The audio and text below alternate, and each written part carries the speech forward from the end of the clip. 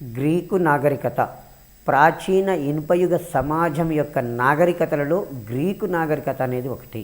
ఈ Danube ప్రాంతమునందలి Indo European భాషా కుటుంబానికి చెందిన వాళ్ళు, లేదు ఇండో యూరోపియన్లు ఏజియన్ సముద్ర తీర ప్రాంతంలో స్థిరపడ్డారు. వీరిని గ్రీకు జాతి వారు అని పిలుస్తాం. డాన్యూబ్ ప్రాంతమునందలి ఇండో యూరోపియన్ కుటుంబానికి చెందినవారు ఏజియన్ సముద్ర తీర ప్రాంతంలో స్థిరపడ్డారు. వీరే గ్రీకు జాతి వారు. విభిన్న గ్రీకు నగర రాజ్యాల మధ్యన విభిన్న గ్రీకు రాజ్యాల మధ్యన భాషా సంస్కృతులు అనేవి సామ్యంగా ఉన్నాయి. గ్రీకు నగర రాజ్యాలు అనేవి విభేదంగా ఉన్నాయి. అయినప్పటికీ కూడా భాషా సంస్కృతులు అనేవి సామ్యంగా ఉన్నాయి. భాషా సంస్కృతులు సామ్యంగా ఉన్నవి. కాబట్టి వీరిని ఏమన్నారు? హెలెన్స్ అన్నారు. విభిన్న గ్రీకు రాజ్యాలు, వాటి మధ్యన అంతరాలు డిఫరెంట్గా ఉన్నప్పటికీ కూడా భాష మరియు సంస్కృతులు అనేవి ఒకేలాగా ఉన్నాయి. కాబట్టి ఈ గ్రీకు నగర రాజ్యాలను ఏమన్నారు అంటే హెలెన్స్ అని అన్నారు. ముఖ్యమైన గ్రీకు నగర రాజ్యాలు ఏథెన్స్, స్పార్టా, కోర్తిన్, థీబ్స్ అనేవి ముఖ్యమైనటువంటి గ్రీకు నగర రాజ్యాలు. Athens, Sparta, Corinth, Thebes. Athens ప్రజాస్వామ్య ప్రభుత్వాలకు నిలయమై ఉంటుంది. స్పార్టా నియంతృత్వ ప్రభుత్వాలకు నిలయమై ఉండేది. గ్రీకు నగర రాజ్యాలు పర్షియన్ల దాడిని ఎదుర్కోవటానికి ఏథెన్స్ అధ్యక్షతన ఒక కూటమిగా ఏర్పడ్డారు. ఈ గ్రీకు నగర రాజ్యాలు మొత్తం కూడా విభిన్నంగా ఉన్నప్పటికీ కూడా ఈ గ్రీకు నగర రాజ్యాల మీద పర్షియన్లు పోయి నిరంతరం దాడి చేసేవాళ్ళు. ఈ పర్షియన్ల దాడిని ఎదుర్కోవటానికి గ్రీకు నగర రాజ్యాలన్నీ కూడా ఏథెన్స్ అధ్యక్షతన ఒక కూటమిగా ఏర్పడ్డాయి. ఆ కూటమే డెల్లాస్ కూటమి. ఈ డెల్లాస్ కూటమిగా ఏర్పడి తమ స్వాతంత్రాన్ని గ్రీకు నగర రాజ్యాలు నిలుపుకున్నవి. ఏథెన్స్ నగరము ప్రజాస్వామ్యానికి పుట్టినిల్లు. స్పార్టాలో నియంత్ర ప్రభుత్వాలు ఉండేవి. స్పార్టాలో రాజరిక ప్రభుత్వం ఉంటే ఏథెన్స్లో ప్రజాస్వామ్య ప్రభుత్వము ఉన్నది. ఏథెన్స్ నగర రాజ్యము పెరిక్లిస్ ఆధిపత్యాన అన్ని రంగాలలో అద్భుత ప్రగతి సాధించింది. ఏథెన్స్ నగర రాజ్యాన్ని పెరిక్లిస్ అనే అతను పరిపాలించేవాడు. ఆ పీరియడ్లో ఏథెన్స్ నగరం అనేది అన్ని రకాలలో ఆధిపత్యం సాధించి పెరిక్లిస్ యుగంగా అభివృద్ధి సాధించడం అనేది జరిగింది. కాబట్టి ఏథెన్స్ని ఏమంటాము అంటే పెరిక్లిస్ యుగంగా దీన్ని పిలుచుకోవడం అనేది జరిగింది. ఆ తర్వాత క్రీస్తు పూర్వం 338 సంవత్సరంలో మాసిడోనియా రాజు ఫిలిప్ ఈ గ్రీకు నగర రాజ్యాలను మొత్తము జయించాడు. క్రీస్తు పూర్వం 338 సంవత్సరంలో ఈ మాసిడోనియా రాజు ఫిలిప్ వీటిని మొత్తాన్ని కూడా జయించాడు. ఫిలిప్ తర్వాత మాసిడోనియాకు అలెగ్జాండర్ అనేవాడు చక్రవర్తి అయ్యాడు. అలెగ్జాండర్కు ప్రపంచ విజేత కావాలనే కోరిక ఉన్నది. సో కాబట్టి అలెగ్జాండరు గ్రీకు చక్రవర్తి అయిన తర్వాత ఆసియా మైనర్, సిరియా దేశం, ఈజిప్టు, పర్షియా, బాక్ట్రియా, సోగ్రిడియాలను జయించాడు. అలెగ్జాండర్కు ప్రపంచ విజేత కావాలి అనే కోరికలతోటి దండయాత్రలు మొదలుపెట్టాడు. మొత్తం గ్రీకు దేశాన్ని మొత్తం జయించి తన ఆధిపత్యంలోకి తెచ్చుకున్న తర్వాత ఆసియా మైనరు మీద దాడి చేశాడు. ఆసియా మైనర్ను ఆక్రమించాడు. ఆ తర్వాత సిరియా దేశం మీద దాడి చేశాడు. ఈజిప్టు, పర్షియా, బాక్ట్రియా, సోగ్రిడియా ఈ దేశాలను మొత్తం జయించాడు అలెగ్జాండర్. ఆ తర్వాత భారతదేశం మీద కూడా క్రీస్తు పూర్వం 327 సంవత్సరంలో దాడి చేశాడు. అలెగ్జాండరు భారతదేశం మీద ఎందుకు దాడి చేశాడు అంటే పర్షియా చక్రవర్తి మొదటి డేరియస్ క్రీస్తు పూర్వము 516 సంవత్సరంలో భారతదేశం మీద దాడి చేసి వాయవ్య ప్రాంతాన్ని జయించాడు.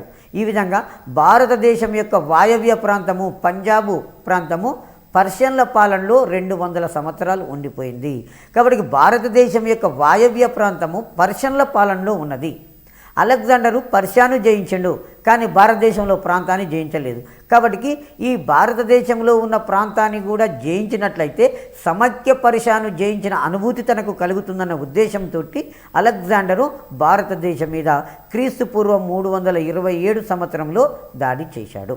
అలెగ్జాండరు దండయాత్ర చేసే నాటికి భారతదేశం యొక్క వాయవ్య ప్రాంతంలో 7 రాజ్యాలు ఉన్నాయి. జీలము, బియాస్ నదుల మధ్యన, జీలం, బియాస్ నదుల మధ్యన 7 రాజ్యాలు ఉన్నవి. ఈ 7 రాజ్యాలు కూడా పరస్పరము శత్రుత్వం వహించుకుంటూ ఉన్నవి. అందులో తక్షశిలను పరిపాలించే అంబి అనేవాడు పురుషోత్తమునికి శత్రువు. తక్షశిలను పరిపాలించే అంబి అనేవాడు పురుషోత్తమునికి శత్రువు. కాబట్టి ఈ అంబి అనేవాడు యుద్ధం చేయకుండానే అలెగ్జాండర్కు లొంగిపోయి అలెగ్జాండర్ను భారతదేశమే దండయాత్ర చేసేటప్పుడు అతనికి సహకారం అందించడం అనేది జరిగింది. తర్వాత జీలం, చీనాబ్ నదుల మధ్య ప్రాంతాన్ని పౌర రాజ్యము అంటారు.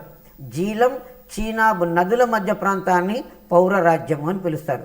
ఈ పౌర రాజ్యాన్ని పురుషోత్తముడు అనే రాజు పరిపాలించేవాడు. పౌర రాజ్యాన్ని పురుషోత్తముడు అనే రాజు పరిపాలించాడు. అతనిని పోరస్ అని కూడా అంటాం.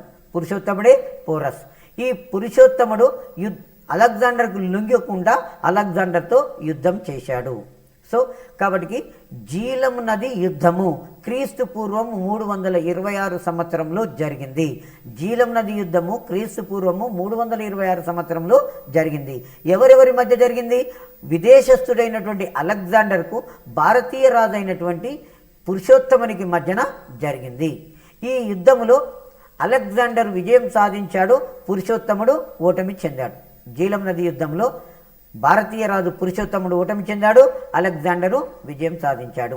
ఈ జీలం నది యుద్ధంలో భారతీయ రాజు ఓడిపోయి విదేశస్థుడైనటువంటి అలెగ్జాండర్ విజయం సాధించడానికి గల కారణాలు: నెంబర్ 1 పాయింట్ భారతీయ రాజుల అనైక్యత. నెంబర్ 2 పాయింట్ పురుషోత్తమునిపై ద్వేషము. నెంబర్ 3 పాయింట్ తక్షశిల రాజు అంబి యుద్ధములో అలెగ్జాండర్కు సహాయపడినందున. కాబట్టి భారతీయ రాజు ఓటమి చెందాడు, విదేశస్థుడైనటువంటి అలెగ్జాండరు విజయం సాధించాడు. అలెగ్జాండర్కు మొత్తం భారతదేశాన్ని జయించాలనే కోరిక ఉండింది. కానీ అప్పటికి 11 సంవత్సరాలుగా యుద్ధాలు చేస్తూ ఉన్నటువంటి అలెగ్జాండర్ యొక్క సైనికులు ముందుకు పోవటానికి నిరాకరించారు. పైగా నందరాజుల యొక్క సైనిక సామర్థ్యాలను గురించి కూడా విని భయపడ్డారు.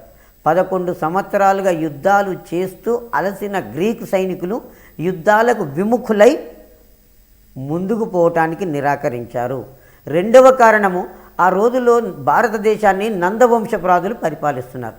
నందరాజులకు గొప్ప సైనిక సంపత్తి ఉన్నదని విని గ్రీకు సైనికులు భారతదేశం మీదకి ముందుకు రావడానికి నిరాకరించడం వలన అలెగ్జాండర్ అనేవాడు వెనుదిరిగిపోవడం అనేది జరిగింది. సో దీంతోపాటు అలెగ్జాండర్ స్వదేశానికి బయలుదేరాడు. మార్గ మధ్యమములో క్రీస్తు పూర్వము 323 సంవత్సరంలో, అక్కడ తప్పు ఉంది, క్రీస్తు పూర్వము 323 సంవత్సరంలో బాబిలోనియాలో అలెగ్జాండరు జ్వరపీడితుడై మరణించాడు. అలెగ్జాండరు ఏ సంవత్సరంలో మరణించాడు? క్రీస్తు పూర్వం 323లో మరణించాడు. క్లాస్ సోషల్లో ఇందులో 333 అని ఉంటుంది. ఇంటర్మీడియట్ డిగ్రీ పుస్తకాలలో, ఇంటర్మీడియట్ పుస్తకాలలో 333 అని ఉంటుంది. అలెగ్జాండర్ ఏ సంవత్సరంలో చనిపోయాడు? క్రీస్తు పూర్వం 334 సంవత్సరంలో. ఏథెన్స్లో ప్రజాస్వామ్య ప్రభుత్వ పాలన ఉండింది. స్పార్టాలో సైనిక రాజ్యం అనేది రూపొందింది. సాలమన్ న్యాయ నిర్ణేతగా ప్రజాస్వామ్య ప్రభుత్వ నిర్మాణంలో చాలా కృషి చేశాడు. సాలమను న్యాయ నిర్ణేతగా ప్రజాస్వామ్య ప్రభుత్వం నిర్మాణంలో చాలా కృషి చేయడం అనేది జరిగింది. ఈ గ్రీకు దేశంలో కౌన్సిల్ల ద్వారా పరిపాలన జరిగేది. అనేది జరిగింది. న్యాయమూర్తులను ఎన్నికల ద్వారా నియమించుకోవడం జరిగింది. న్యాయమూర్తులను ఏం చేసేవారు అంటే ఎన్నికల ద్వారా నియమించుకోవడము జరిగింది. తర్వాత ఈ దేశంలో బానిస వ్యవస్థ అమలులో ఉన్నది. గ్రీకు దేశంలో బానిస వ్యవస్థ అమలులో ఉండేది. గ్రీకు నగర రాజ్యాల మధ్య జరిగిన అంతర్యుద్ధాలను పెలిపోనిషియన్ యుద్ధాలు అన్నారు. చాలా ఇంపార్టెంట్ అండి. ఈ గ్రీకు నగర రాజ్యాల మధ్య జరిగిన అంతర్యుద్ధాన్ని ఏమంటామంటే పెలిపోనిషియన్ యుద్ధాలు అన్నారు. ఎందుకంటే ఇవి రాజకీయ ఆధిపత్యం కొరకు తమలో తాము నిరంతరము కొట్లాడుకుంటూ ఉండడం అనేది జరిగింది. ఈ గ్రీకు నగర రాజ్యాల అంతర్యుద్ధాల వలన ఏథెన్స్ యొక్క ప్రజాస్వామ్య ప్రభుత్వ వ్యవస్థ దాని గొప్పతనము క్షీణించింది. గ్రీకు నగర రాజ్యాలు నిరంతరం యుద్ధాలు చేసుకున్నాయి. దానివలన ఏం జరిగింది? ఏథెన్స్ ప్రభుత్వము పతనమైపోయింది, దాని గొప్పతనము క్షీణించిపోయింది. తర్వాత ప్రాచీన గ్రీకులు పూజించిన దేవతలు అపోలో, సూర్యుడు, డైనోసిన్, మధ్యలోకాధిపతి, చిన్ అనే దేవతలను. చిన్ దేవత ఆకాశ దేవత. ఇట్లా కూడా మనకి ఎగ్జామ్లో అడగటానికి ఆస్కారం ఉండండి. చిన్ అంటే ఏ దేవత? ఆకాశ దేవత. ప్రాచీన కాలం నాటి గ్రీకులు పూజించిన దేవతలు అపోలో, సూర్యుడు, డైనోసిన్, మధ్యలోకాధిపతి. అపోలో, సూర్యుడు, డైనోసిన్, మధ్యలోకాధిపతి, చిన్ అనే దేవతలు. చిన్ అంటే ఆకాశ దేవత. చిన్ అంటే ఎవరు? ఆకాశ దేవత. ఆ తర్వాత చిన్ అంటే ఆకాశ దేవత. ఎత్మ అనే దేవతను విజయాలకు కళలకు అధిపతి. ఎత్మ అనే దేవత గ్రీకుల కాలంలో ఎత్మా దేవత ఎవరు? విజయాలకు కళలకు అధిపతి. చిన్ అనే దేవత ఆకాశ దేవత. చిన్ దేవత ఆకాశ దేవత. ఎత్మా దేవత విజయాలకు కళలకు అధిపతి. ఓలంపస్ పర్వత శిఖరము ఈ దేవతలందరికీ కూడా నివాస స్థానము. ఓలంపస్ పర్వత శిఖరము ఈ దేవతల నివాస స్థానము. జనరల్గా కుటుంబ యజమాని పూజారిగా ఉండేవాడు. గ్రీకు దేశంలో కుటుంబ యజమాని పూజారిగా ఉండేవాడు. గ్రీకుల విద్యా విధానంలో ముఖ్యమైనవి ఉపన్యాస కళ, వ్యాయామము, సంగీతము, సాహిత్యము అనేవి ముఖ్యమైనవి. గ్రీకుల విద్యా విధానంలో ముఖ్యమైనవి ఉపన్యాస కళ, వ్యాయామము, సంగీతము, సాహిత్యము. విద్యా విధానములు ఏమున్నాయి? ముఖ్యమైనవి ఉపన్యాస కళ, స్పీచ్ ఇచ్చడం, వ్యాయామము, ఎక్సర్సైజ్, సంగీతము, సాహిత్యము ముఖ్యమైన విద్యలు. ఇవే కాకుండా వ్యాయామము, క్రీడలను, పరుగు పందాలను నిర్బంధంగా చేసేవాళ్ళు. వ్యాయామం చేయడము, క్రీడలు, పరుగు పందాలు. వ్యాయామము, క్రీడలు, పరుగు పందాలు నిర్బంధమైనటువంటి విషయాలు. సాహిత్యము, సౌందర్యము, జీవితము, తత్వశాస్త్రం మొదలగు విషయాలను సాయంత్రం వేళల్లో చర్చించేవాళ్ళు. గ్రీకులు సాయంత్రం వేళల్లో వేటిని చర్చించేవాళ్ళు అంటే సాహిత్యము, సౌందర్యము, జీవితము, తత్వశాస్త్రం. సాహిత్యము, సౌందర్యము, జీవితము, తత్వశాస్త్రం మొదలైన విషయాలను సాయంత్రము చర్చించేవారు. జీస్ దేవుని ఆరాధనా క్రీడలే ఈనాటి ఒలింపిక్ క్రీడలు. ఈనాటి ప్రపంచ ప్రసిద్ధిగాంచిన ఒలింపిక్ క్రీడలు. జీస్ దేవుని ఆరాధన క్రీడలే ఈనాటి ప్రపంచ ప్రసిద్ధి చెందిన ఒలింపిక్ క్రీడలుగా చెప్పుకోవడం జరుగుతుంది. అయితే హిప్పార్కస్ అనే వ్యక్తి చంద్రుని వ్యాసాన్ని భూమి నుండి చంద్రమండలానికి గల దూరాన్ని సరిగ్గా లెక్కించగలిగాడు. హిప్పార్కస్ చంద్రుని వ్యాసాన్ని భూమి నుండి చంద్రమండలానికి కలిగిన దూరాన్ని సరిగ్గా లెక్కించగలిగాడు. అలెగ్జాండ్రియా యూనివర్సిటీ పండితులు, అలెగ్జాండ్రియా వైద్యులు మానవ శరీర నిర్మాణాన్ని, అందలి అవయవాలను గురించి మానవ మృత కళేబరాన్ని కోసి తెలుసుకున్నారు. అలెగ్జాండ్రియా యూనివర్సిటీ పండితులు మానవ మృత కళేబరాన్ని కోసి అందలి అవయవాల నిర్మాణం గురించి తెలియజేశారు. అలెగ్జాండ్రియా యూనివర్సిటీ పండితులు భూమి గుండ్రంగా ఉంది అని చెప్పేశారు. అలెగ్జాండ్రియా యూనివర్సిటీ పండితులు భూమి గుండ్రంగా ఉంది అని చెప్తే ఈ అలెగ్జాండ్రియా యూనివర్సిటీలో ఉన్నటువంటి వైద్యులు మానవ మృత కళేబరాన్ని కోసి అందరి అవయవాల గురించి తెలుసుకోవడం అనేది జరిగింది. మైదాన్ ఫైదాస్ సెస్, మైదాస్ ఫైదాస్ సెస్ ప్రసిద్ధి చెందిన కళాకారులు. ఇలియడ్ ఓడెస్సీలు గ్రీకుల ఐతిహాసిక రంగములు మణిపూస లాంటివి. వీటిని మనము రామాయణ మహాభారతాలతో పోల్చొచ్చు. ఇది కూడా గత కాంపిటేటివ్ ఎగ్జామ్లో అడిగాడు. ఇలియడ్ ఓడెస్సీలు అనేవి గ్రీకుల ఇతిహాసిక రంగంలో మణిపూస లాంటివి. వీటిని మనము రామాయణ మహాభారతాలతోటి పోల్చుకోవడం అనేది జరిగింది. గ్రీకుల కాలంలో సోఫో అను కవయిత్రి ప్రకృతి సౌందర్యాన్ని ప్రేమానుభూతులతో గానం చేసింది.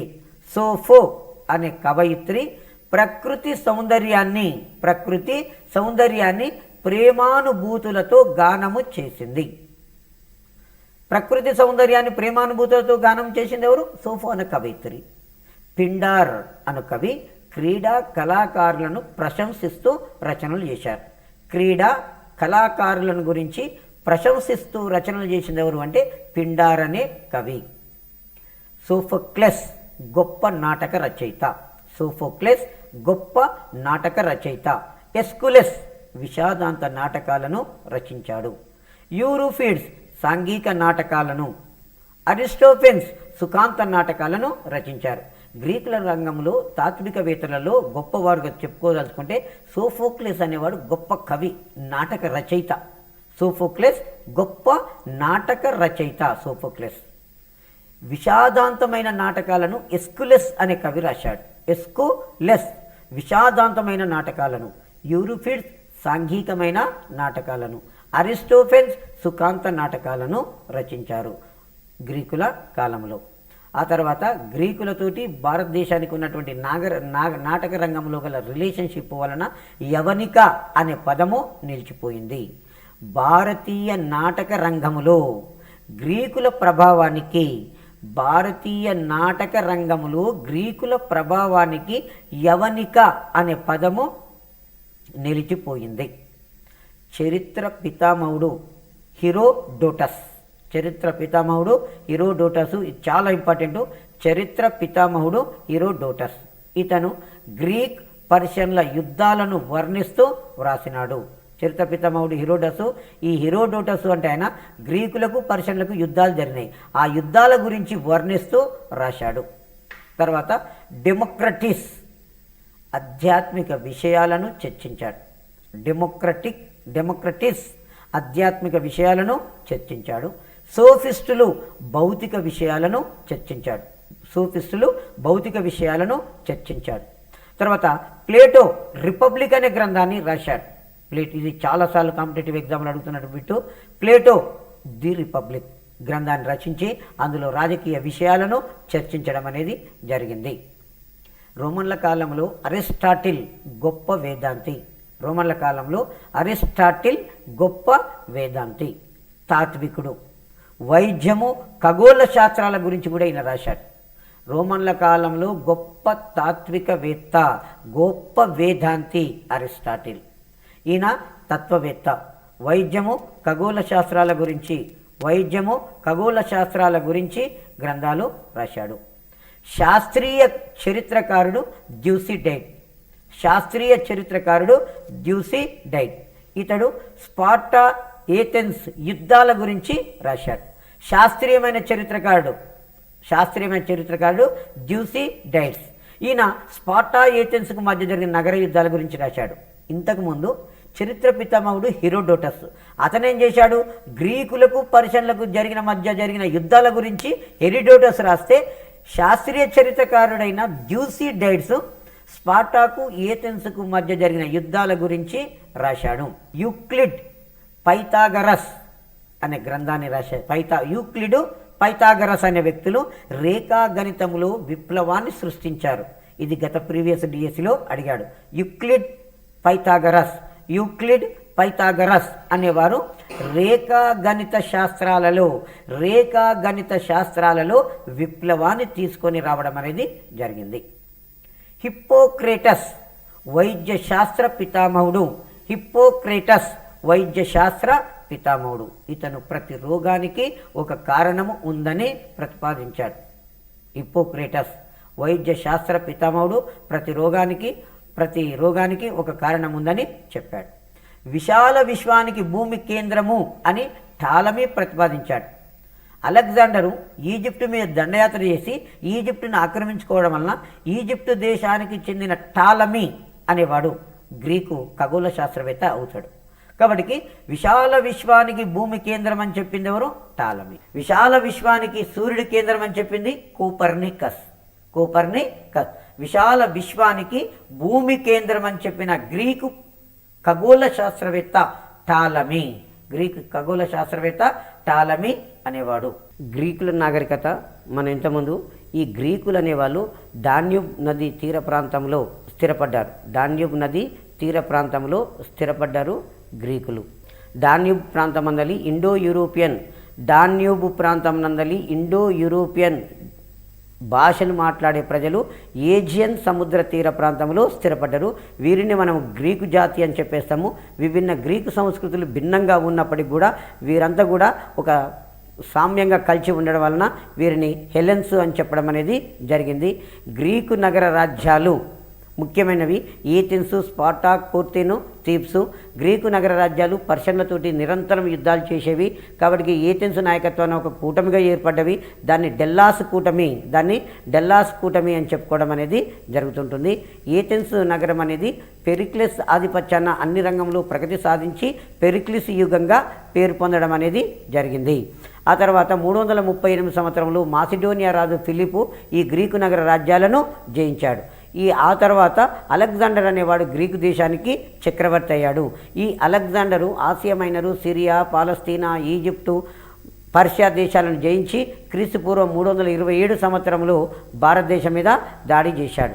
అప్పటికి భారతదేశంలో జీలము, బియాస్ నదుల మధ్యన 7 రాజ్యాలు ఉన్నవి. ఈ 7 రాజ్యాలు పరస్పరం శత్రుత్వంతో ఉన్నవి. కాబట్టి అలెగ్జాండర్ క్రీస్తుపూర్వం 327 సంవత్సరంలో దాడి చేశాడు. జీలం, చీనాబ్ నదుల మధ్య పౌరరాజ్యం ఉన్నది. పౌరరాజ్యాన్ని పురుషోత్తముడు అనే రాజు పరిపాలిస్తున్నాడు. పురుషోత్తముడు అనేవాడు అలెగ్జాండర్ను వ్యతిరేకించడం అనేది జరిగింది. ఆ తర్వాత తక్షశిల పాలకుడు అంబి యుద్ధం చేయకుండానే అలెగ్జాండర్కు లొంగిపోయాడు. ఈ జీలం నది యుద్ధం క్రీస్తుపూర్వం 326 సంవత్సరంలో జరిగింది. దీనిలో అలెగ్జాండర్ విజయం సాధించాడు. పురుషోత్తముడు ఓడింపబడ్డాడు. ఆ తర్వాత జీలం నది యుద్ధంలో అలెగ్జాండర్ విజయం సాధించడానికి గల ప్రధానమైన కారణాలు ఏంటంటే భారతీయ రాజుల అనైక్యత, పురుషోత్తమునిపై ద్వేషము.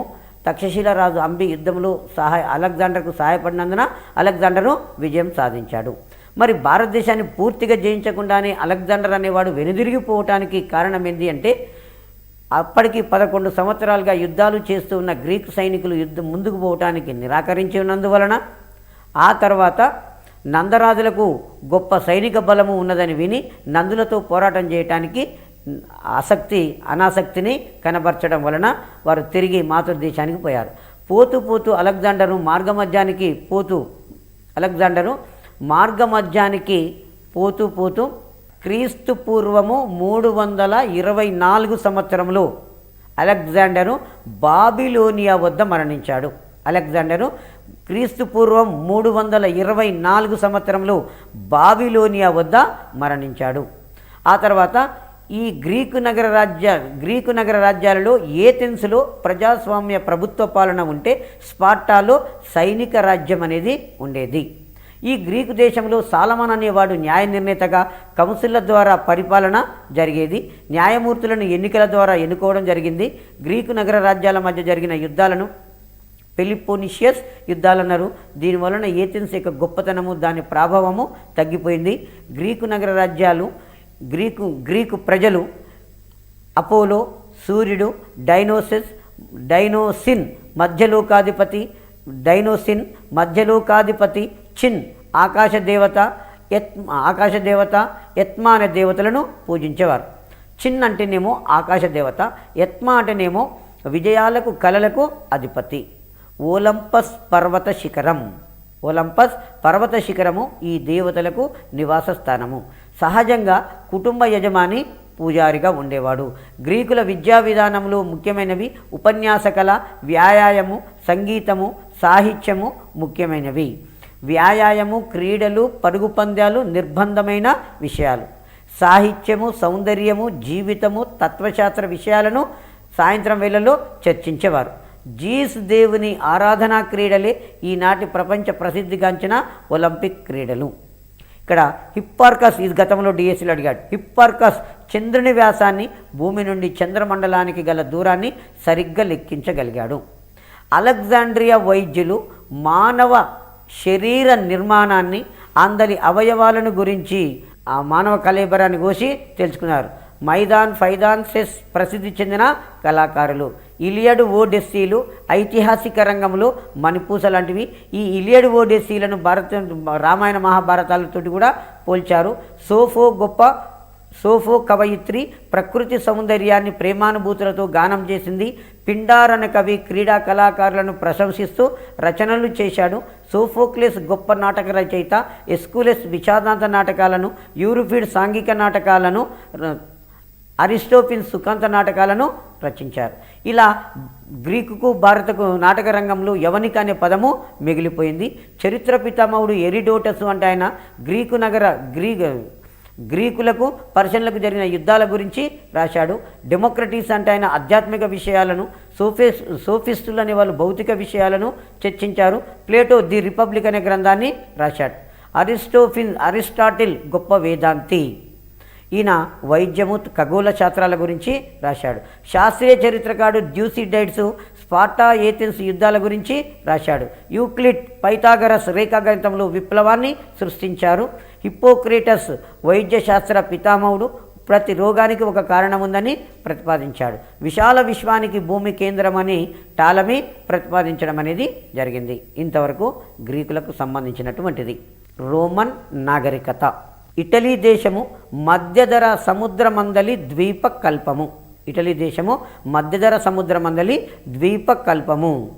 ఈ ఇటలీ దేశపు రాజధాని రోమ్ నగరం అనేది టైబర్ నది తీరాన ఉన్నది. రోమ్ నగరము టైబర్ నది తీరాన నిర్మించబడింది. రోమన్ల యొక్క ప్రధాన వృత్తులు వ్యవసాయము, పశుపోషణ. ఇది కూడా ఇంపార్టెంట్ అనండి. రోమన్ల యొక్క ముఖ్య వృత్తి ఏంది? వ్యవసాయము. ప్రాచీన చైనీల ముఖ్య వృత్తి వ్యవసాయము. రోమన్ల ముఖ్య వృత్తి వ్యవసాయము. రోమన్ల ముఖ్య వృత్తులు ఏమున్నాయి? వ్యవసాయము, పశుపోషణ. వీరు గొర్రెలను కూడా పెంచేవారట. రోమన్లది పైతృక కుటుంబ వ్యవస్థ. అంటే కుటుంబ పెద్ద తండ్రి ఉన్నట్లయితే దాన్ని పైతృక కుటుంబ వ్యవస్థ అంటాం. అదే పితృస్వామిక కుటుంబ వ్యవస్థ. పితృస్వామిక కుటుంబ వ్యవస్థ అన్న పైతృక కుటుంబ వ్యవస్థ అన్న ఒకటే. తండ్రిని అన్నను కుటుంబ యజమానిగా భావించేవాళ్ళు. రోమన్లు తండ్రిని అన్నను కుటుంబ యజమానిగా భావించేవాళ్ళు. రోమన్లు పూజించిన దేవతలు జూపిటరు, మార్స్ అనే దేవతలను పూజించారు. రోమన్లు ఏ దేవతలను పూజించారు? జూపిటర్, మార్స్ అనే దేవతలను పూజించారు. జూపిటర్ వర్ష దేవత, మార్స్ విజయ దేవత. ఇట్లా మనకి ఎగ్జామ్లో అడిగేది ఇదే పాయింట్ ఆఫ్ వ్యూలో అడుగుతాడు. రోమన్లు పూజించిన జూపిటర్ దేవతను ఏమంటారు? వర్ష దేవత. లేదు, రోమన్లు పూజించిన వర్ష దేవతను ఏమంటారు? జూపిటర్ అంటాం. రోమన్లు పూజించిన విజయ దేవత పేరు మార్స్. మార్స్ అనగా ఏ దేవత? విజయ దేవత. రోమన్ల పూజించినటువంటి దేవతలు జూపిటరు, మార్స్ అనే దేవతలు. ఈ రోమన్లలో బానిస వ్యవస్థ ఉన్నది. రోమన్ చక్రవర్తుల కాలంలో బానిస వ్యవస్థ ఉన్నది. అంటే మనుషులను కొని వారికి జీతాలు చెల్లించకుండా కేవలం అన్నం మాత్రమే సమకూర్చి వారికి సాలరీ కట్టియకుండా వారి చేత నిర్బంధంగా కొన్ని పనులు చేయించుకునేవాళ్ళు. అదే బానిస వ్యవస్థ అంటున్నాం. ఈ సీజర్ చక్రవర్తి రోమన్ సామ్రాజ్యాన్ని సీజర్ చక్రవర్తి పరిపాలించేటప్పుడు 3 లక్షల మంది బానిసలు ఉండేవారట. సీజర్ చక్రవర్తి రోమును పరిపాలించినప్పుడు 3 లక్షల మంది బానిసలు ఉండేవాళ్ళు. ఇది ఒక రకంగా రాజ్యానికి ఆర్థిక భారం. రోమన్ల యొక్క ముఖ్యమైన వినోదాలు రథముల పందాలు, కుస్తీల పోటీలు. రథముల పందాలు, కుస్తీల పోటీలు వీరివి. అయితే ఇక్కడ ఈ యుద్ధాలలో ఇద్దరు సుశక్తులైనటువంటి వ్యక్తుల మధ్యన మల్ల యుద్ధాలు జరిగేవి. ఈ యుద్ధాలలో గెలిచిన వాడు ఓడిన వాడిని చంపే హక్కు కలిగి ఉండేవాడు. ఈ యుద్ధాలను గ్లాడియేటర్స్ అంటాం. ఎగ్జామ్లో ఏమడుగుతాడంటే గ్లాడియేటర్స్ అనే పందాలను నిర్వహించిన వారు రోమన్లు. గ్లాడియేటర్స్ అను పందాలను నిర్వహించేవారు రోమన్లు. ఆ గ్లాడియేటర్స్ అంటే ఇద్దరు సుశక్తులైనటువంటి వ్యక్తుల మధ్యన మల్ల యుద్ధాలు జరిగేవి. ఇందులో గెలిచిన వాడు ఓడిపోయిన వాడిని చంపేవాడు. వీటిని గ్లాడియేటర్స్ అంటాం. ఇవి నిజంగా మారణ హోమాలు అంటున్నాం. రోమన్లు ప్రపంచానికి అందించిన వాటిలో ప్రభుత్వ పరిపాలనా విధానము విశదీకరణ పొందిన న్యాయశాస్త్రము. రోమన్లు ప్రపంచానికి ఏమందించారండి? అందించిన ప్రభుత్వ పరిపాలనా విధానాన్ని అందించారు. విశదీకరణ పొందిన న్యాయశాస్త్రము. విశదీకరణ పొందిన న్యాయశాస్త్రాన్ని వాళ్ళు అందించారు. ఆ తర్వాత మన దేశంలో రోమ్ నగరంతో వర్తకం జరిగేది. భారతదేశంలో శాతవాహనుల కాలంలో కానీ ఇక్ష్వాకుల కాలంలో కానీ రోమ్ దేశంతో వర్తకం జరిగేది. కాబట్టి మన దేశంలో అరికామిడ్, మద్రాస్ ఇవి ఓడరేవులు. మన దేశంలో తూర్పు తీర ప్రాంతంలో అరికామిడ్, మద్రాసులు ఓడరేవులు. ఈ ఓడరేవుల నుంచి రోమన్లతోటి వర్తకము జరిగేది. భారతదేశంలో ఏ ఓడరేవుల నుంచి రోమన్లతోటి వర్తకం జరిగేదంటే అరికామిడ్, మద్రాస్ రేవుల ద్వారా వర్తకం అనేది జరిగింది. రోమన్ల ప్రభుత్వము రిపబ్లిక్ వ్యవస్థ కలిగినటువంటిది రోమన్ల ప్రభుత్వము. వీరు లాటిన్ భాష ఉపయోగించారు. దీన్ని ఉపయోగించారు లాటిన్ భాషను. రోమన్లు లాటిన్ భాషను ఉపయోగించారు. రోమన్ల తాత్విక సిద్ధాంతాలలో ఎపిక్రియానిజం, స్టాయిజం అనేవి చాలా ముఖ్యమైనవి. రోమన్ల యొక్క తాత్విక సిద్ధాంతాలలో నేను ఇంతకుముందు గ్రీకుల గురించి చెప్పినప్పుడు ఇలియాడ్, ఓడిస్సీ ప్రముఖమైన గ్రంథాలు అన్నట్లుగానే రోమన్లకు కూడా ఎపిక్రియానిజము, స్టాయిజము అనేది చాలా ముఖ్యమైనది. రోమన్లకు తాత్విక సిద్ధాంతాలలో ఏంటి అంటే ఎపిక్రియానిజము, స్టాయిజం అనేది చాలా ముఖ్యమైనవి. సిసిరో గొప్ప వేదాంతి. హోరెస్ గొప్ప కవి. రోమన్ల కాలంలో తాత్విక సిద్ధాంతాలలో ఎపిక్రియానిజము, స్టాయిజము చాలా ముఖ్యమైనవి. సిసిరో అనేట ఆయన రోమన్ల కాలంలో గొప్ప వేదాంతి. హోరెస్ గొప్ప కవి. వర్జిల్ అను కవి ఎనిమిడ్ అను ఇతిహాసాన్ని గ్రీకుల ఇతిహాసమైన ఇలియాడ్ పంతాలో రచించాడు. వర్జిల్ అనేవాడు కవి. ఈయన ఏ గ్రంథం రాశాడు? ఎనిమిడ్ అనే గ్రంథం రాశాడు. ఏ విధంగా రాశాడంటే గ్రీకుల ఇతిహాసమైన ఇలియడ్ పంతాలో రాశాడు. వర్జిల్ అనే కవి ఎనిమిడ్ అను ఇతిహాసాన్ని గ్రీకుల ఇతిహాసమైన ఇలియడ్ పంతాలో రచించాడు. టాసిటిన్ ప్రసిద్ధి చెందిన రోమన్ చరిత్రకారుడు అంటే హీరోడోటస్ అంటాం. కానీ రోమన్ల కాలంలో ప్రసిద్ధి చెందిన చరిత్రకారుడు టాసిటిన్ అనేవాడు రోమన్ల కాలంలో ప్రసిద్ధి చెందిన చరిత్రకారుడు. రోమన్లు తమ నిర్మాణాలలో మొట్టమొదటిసారిగా కాంక్రీటును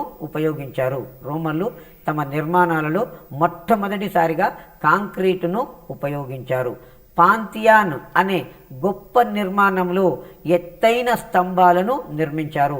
ఇంతకుముందు ప్రీవియస్ ఎగ్జామ్లో మేబీ అది 2000 సంవత్సరం అనుకుంటాను. నిర్మాణాలలో కాంక్రీటును మొట్టమొదటిసారిగా ఉపయోగించిన వారు రోమన్లు. స్కూల్ స్టూడెంట్లు అడిగిన క్వశ్చను. మొట్టమొదటిసారిగా నిర్మాణాలలో కాంక్రీటును ఉపయోగించిన వాళ్ళు ఎవరు అంటే రోమన్లు. ఈ రోమన్లు పాంథియాన్ అనే ఒక గొప్ప నిర్మాణం నిర్మించారు. పాంథియాన్ అనేది ఒక పెద్ద కట్టడం. దానిని ఎట్లా కట్టిరు అంటే ఎత్తైన స్తంభాలను ఉపయోగించి పాంథియాన్ అనే నిర్మాణము చేశారు. సేనిక సేనిక విజ్ఞాన సర్వస్వాలను సంకలనము చేశారు. సేనిక అనేవారు విజ్ఞాన సర్వస్వాలను సంకలనము చేశారు. గలెన్ వైద్య విద్య విజ్ఞాన సర్వస్వం అనే గ్రంథం రాశాడు. గలెన్ వైద్య విద్య విజ్ఞాన సర్వస్వం అనే గ్రంథము రాశాడు. గలెన్ మొదటిసారిగా రక్త ప్రసరణ గురించి చెప్పిండు. మనం రక్త ప్రసరణ అనగానే విలియం హార్వే అని చెప్పేస్తాం. ఆయన కంటే ముందు గలెన్ రక్త ప్రసరణ గురించి తెలియజేశాడు. కానీ దీంట్లో ఆయన శాస్త్రీయత నిరూపించుకోలేకపోవడం అనేది జరిగింది. కాబట్టి రోమన్ల కాలంలో గలెన్ అనే వ్యక్తి వైద్య విద్య విజ్ఞాన సర్వస్వం అనే గ్రంథము రాశాడు. పైగా మొట్టమొదటిసారిగా రక్త ప్రసరణ గురించి రాశాడు. రోమన్ల కాలంలో బీదలకు ఉచిత వైద్యము లభించేది. రోమన్ల కాలంలో బీదలకు ఉచిత వైద్యము లభించేది. రోమన్లు క్యాలెండర్ను ఉపయోగించారు. ఇప్పటి ఇంగ్లీష్ నెలల పేర్లు రోమన్ చక్రవర్తుల పేరిట ఉన్నవి. ఇప్పుడున్నటువంటి ఇంగ్లీష్ నెలల పేర్లు ఎవరి పేరిట ఉన్నాయి? రోమన్ చక్రవర్తుల పేర్లు ఉన్నవి. మనం జనవరి, ఫిబ్రవరి, మార్చి, ఏప్రిల్ టు డిసెంబర్ వరకు అని చదువుతాం. జనవరి నుంచి డిసెంబర్ వరకు ఈ నెలల పేర్లన్నీ కూడా రోమన్ చక్రవర్తుల పేర్లే. రోమన్ సామ్రాజ్యము, అద్భుతమైన రోమన్ సామ్రాజ్యము గోధులు అనే ఒక జాతి, ఫ్రాంకులు అనే ఒక జాతి, జర్మన్ జాతుల యొక్క దండయాత్రల వలన అంతమైంది. రోమన్ సామ్రాజ్యము గోధులు, ఫ్రాంకులు, జర్మన్ జాతుల యొక్క దండయాత్రల వలన ఈ రాజ్యము పతనమైంది. రోమ్ నగరం అనేది ఇటలీ దేశపు రాజధాని. ఈ రోమ్ నాగరికత అంటే ఐరోపా నాగరికతలు రెండు రకాలు. ఒకటి పశ్చిమ ఐరోపా నాగరికత, రెండవది తూర్పు ఐరోపా నాగరికత. తూర్పు ఐరోపాకు కాన్స్టాంటినోపుల్, పశ్చిమ ఐరోపాకు రోమన్ నగరం అనేది కేంద్ర స్థానం. రోమ్ ఇటలీ దేశపు రాజధాని. టైబర్ నది తీరాన ఉంటుంది. ప్రజల యొక్క ప్రధాన వృత్తి ఏంటంటే వ్యవసాయము, పశుపోషణ ఉండేది. కొంతమంది కొన్ని గొర్రెలను కూడా పెంచుకునేవారు. తర్వాత రోమన్లది పితృస్వామిక కుటుంబ వ్యవస్థ కలదు. కాబట్టి దీన్ని పైతృక కుటుంబ వ్యవస్థ అని కూడా చెప్పుకోవడం అనేది జరిగింది. ఈ రోమన్లు అనేవాళ్ళు జూపిటరు, మార్స్ అనే దేవతలను పూజించారు. జూపిటర్ అంటే వర్ష దేవత, మార్స్ అంటే విజయాల దేవత. సీజర్ చక్రవర్తి కాలంలో 3 లక్షల మంది బానిసలు ఉండేవారట. మరి దీని వలన కొంత ఈ బానిసలను ఈ విధంగా పోషించడం రాజ్యానికి ముప్పు కలిగింది. రోమన్ల యొక్క ముఖ్యమైన వినోదాలు రథముల పంద్యాలు, కుస్తీల పోటీలు ఉండేవి.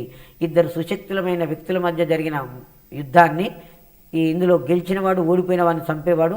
వీటిని గ్లాడియేటరు అంటాం. అవి మారణ హోమాలు అని కూడా చెప్పుకోవడం జరుగుతుంది. ప్రపంచానికి వీరు ప్రభుత్వ పరిపాలనా విధానాన్ని విశదీకరణ పొందిన న్యాయశాస్త్రాన్ని అందించారు. రోమన్లకు భారతదేశంతో వర్తకం బాగా జరిగేది. కాబట్టి మన దేశంలో అరికామెడ్, మద్రాస్ అనే రేవుల ద్వారా రోమన్లతోటి వర్తకం అనేది జరిగింది. ఈ రోమన్లు లాటిన్ భాషను ఉపయోగించారు. రోమన్ల తాత్విక సిద్ధాంతాలలో ఎపిక్రియానిజము, స్టాయిజం అనేది చాలా ముఖ్యమైనవి. రోమన్ల యొక్క తాత్విక సిద్ధాంతాలలో ఎపిక్రియానిజము, స్టాయిజము అనేవి చాలా ముఖ్యమైనటువంటివి. రోమన్ల కాలంలో సిసిరో గొప్ప వేదాంతి. అనేటైన గొప్ప వేదాంతి. హోరెస్ అనేటైన గొప్ప కవి. వర్జిల్ ఎనిమిడను గ్రంథాన్ని ఇతిహాసాన్ని గ్రీకుల ఇతిహాసమైన ఇలియడ్ పంతాలో రాశాడు.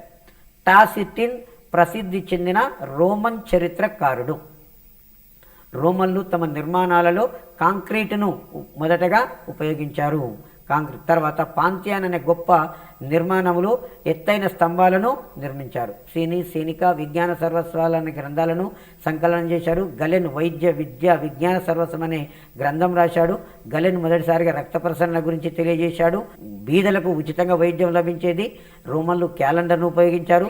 ఇప్పుడు ఉన్నటువంటి ఇంగ్లీష్ నెలల పేర్లు మొత్తం కూడా రోమన్ చక్రవర్తుల పేర్లే. గోధులు, ఫ్రాంకులు, జర్మన్ల దాడుల వలన రోమన్ నాగరికత అంతం కావడం అనేది జరిగింది. మరొకటి క్రైస్తవ మతము. ఈ క్రైస్తవ మత స్థాపకుడు యేసు ప్రభువు.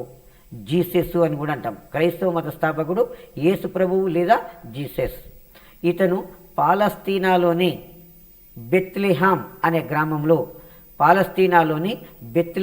అనే గ్రామంలో ఇటీవల కాలంలో కొత్త పుస్తకాలలో ఏమొస్తుందంటే ఇజ్రాయిల్ దేశము అంటున్నాం. ఇజ్రాయిల్ దేశంలోనే పాలస్తీనా నుంచి ఇజ్రాయిల్ అనే ఒక కొత్త దేశాన్ని సృష్టించారు. పాలస్తీనాను రెండుగా విభజించి పాలస్తీనా నుండి ఇజ్రాయిల్ అనే దేశాన్ని ఏర్పాటు చేశారు. పాలస్తీనాలోని బెత్లెహేమ్ అనే గ్రామంలో కన్య అయిన మేరీకి యేసు ప్రభువు జన్మించాడు.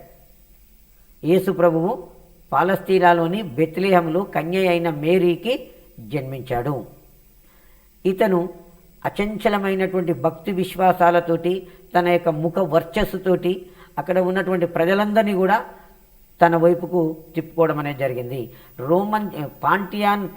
రోమన్ చక్రవర్తి పాంటియాన్ పైలటు కొంతమంది ధనవంతులు భూస్వాములు ఈ జీసస్ మీద పాంటియాన్ పైలట్కు చాడీలు చెప్పడం వలన పాంటియాన్ పైలట్ అనేవాడు రోమన్ గవర్నరు ఇతనికి శిలువపై మరణదండన విధించాడు.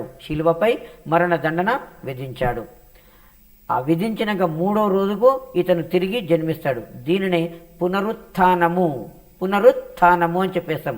శిలువ నుండి 3 రోజులకు సంబంధించి బయటకు వచ్చి తన శిష్యులకు 40 రోజులు కనిపించి తర్వాత దైవ సన్నిధి చేరుకోవడం అనేది జరిగింది. ఈయన పుట్టినరోజును క్రిస్మస్గా జరుపుకుంటారు. శిలువ నుండి మళ్ళా సమాధి నుండి లేచిన రోజును పునరుత్థానము అని చెప్పుకోవడం అనేది జరిగింది. కాన్స్టాంటినోపుల్ చక్రవర్తి కాన్స్టాంటైన్ బైజాంటియన్ చక్రవర్తి అంటాం. అదే కాన్స్టాంటినోపులు. ఆ బైజాంటియన్ చక్రవర్తి కాన్స్టాంటైన్ ఆయన క్రైస్తవ మతాన్ని తీసుకొని దానికి ప్రచారం కల్పించడం వలన క్రైస్తవ మతం అనేది ప్రాముఖ్యతకు బాగా విస్తరించడం అనేది జరిగింది. రోమ్ నగరంలోని సెయింట్ పీటర్స్బర్గ్ చర్చి ఈ క్రైస్తవ మతానికి మొత్తానికి కూడా పెద్ద మత చర్చిగా చెప్పుకోవడం జరుగుతుంటుంది. రోమ్ నగరములో వాటికన్ సిటీ అనేది ఉంటుంది. వాటికన్ సిటీ ప్రపంచంలో అతి చిన్న దేశము. ఆ వాటికన్ సిటీలో ఈ రోమన్ చర్చ్ అనేది ఉంటుంది. ఈ చర్చి యొక్క బిషపే యావత్ ప్రపంచవ్యాప్తంగా ఉన్నటువంటి క్రైస్తవులకు మత పెద్దగా మనం చూసుకోవడం అనేది జరుగుతుంది. జూయిష్ నాగరికత మతాలన్నీ కూడా మానవత్వాన్ని పెంపొందించడం అనేది జరిగింది. ఈ జుడాయిజం అనే మతం కానీ క్రైస్తవ మతం కానీ పాలస్తీనాలో పుట్టినవి. పాలస్తీనా అనే దేశము క్రైస్తవ మతస్థులకు, జూయిష్ మతస్థులకు, జుడాయిజం మతస్థులకు, ఇస్లాం మతస్థులకు కూడా పవిత్రమైన ప్లేసు. కాబట్టి దీనిని పవిత్ర భూమి అంటారు. అని చెప్పుకోవడం అనేది జరిగింది. ఈ పాలస్తీనాలో స్థిరపడినటువంటి ప్రజలు జూయిష్ హిబ్రూ ప్రజల మతమే జుడాయిజం. ప్రజల యొక్క మతము జుడాయిజము. అబ్రహం నాయకత్వంలో స్థిరపడినటువంటి ప్రజలు అబ్రహం నాయకత్వంలో మెసపటోమియాలో స్థిరపడినటువంటి ప్రజలు ఈ జుడాయిజం అనే మతాన్ని అనుసరించారు. అబ్రహం నాయకత్వంలో మెసపటేమియాలో స్థిరపడినటువంటి ప్రజలు ఈ జుడాయిజం అనే మతాన్ని అనుసరించారు. ఆ తర్వాత ఇక్కడ ఈ ప్రజలు అనుసరించారు. క్రీస్తు పూర్వము 1700 సంవత్సరంలో పాలస్తీనాలో కరువు అనేది సంభవించింది. కాబట్టి ప్రజలు మెసపటేమియాలో స్థిరపడిన ప్రజలు అక్కడ కరువు వస్తే క్రీస్తు పూర్వం 1700 సంవత్సరంలో పాలస్తీనాకు చేరుకుంటారు. అప్పుడు మోసెస్ అనే వ్యక్తి వీరికి నాయకత్వం వహించడం అనేది జరిగింది. ఈ మోసెసు వీరిలో మత విజ్ఞానాన్ని కలిగించి భగవంతుని చే తను తెలుసుకున్నటువంటి ఒక 10 ముఖ్య సూత్రాలను బోధించడం అనేది జరిగింది. ఇది ఏకేశ్వరోపాసన అనే దానిని బోధించింది. తర్వాత అపోక్రైఫా లేదా ఓల్డ్ టెస్టమెంటా జుడాయిజం ప్రజల యొక్క ముఖ్యమైనటువంటి గ్రంథము. అపోక్రైఫా లేదా ఓల్డ్ టెస్టమెంటా అనేది జుడాయిజం మతం యొక్క ముఖ్యమైన గ్రంథము. క్రైస్తవ మతానికి ముఖ్య గ్రంథము బైబిల్. ఈ బైబిల్లో ఓల్డ్ టెస్టమెంటా న్యూ టెస్టమెంటా అనేవి ఉంటాయి. బైబిల్లో ఓల్డ్ టెస్టమెంటా న్యూ టెస్టమెంట్ అనే గ్రంథాలు ఉంటాయి. ఓల్డ్ టెస్టమెంట్ అనేదేమో మేసయ్య గురించి చెప్తుంది, అది యెహోవా అని చెప్తాం మనము. న్యూ టెస్టమెంట్ అనేమో యేసు ప్రభువు గురించి, న్యూ టెస్టమెంటా యేసు ప్రభువు గురించి తెలియజేయడం అనేది జరిగింది. ఇంగ్లాండ్ దేశాన్ని మొదటి జేమ్స్ అనే రాజు పరిపాలించే కాలంలో, ఇంగ్లాండ్ దేశాన్ని మొదటి జేమ్స్ అనే రాజు పరిపాలించే కాలంలో క్రీస్తు శకము 17వ శతాబ్దంలో బైబిల్ను ఇంగ్లీషు భాషలోకి తర్జుమా చేశారు. ఇంగ్లాండ్ దేశాన్ని మొదటి జేమ్స్ అనే రాజు పరిపాలించేటప్పుడు బైబిల్ను ఇంగ్లీషు భాషలోకి తర్జుమా చేయడం అనేది జరిగింది. పాలస్తీనాను పవిత్ర భూమి అన్నారు, ఎందుకంటే క్రైస్తవ మతస్థులకు, ఇస్లాం మతస్థులకు, జూయిష్ నాగరికత ప్రజలు, జుడాయిజం, ఈ ముగ్గురికి కూడా అది పవిత్రమైన ప్లేస్. కాబట్టి పాలస్తీనాకు పవిత్ర భూమి అని పేరు రావడం అనేది జరిగింది.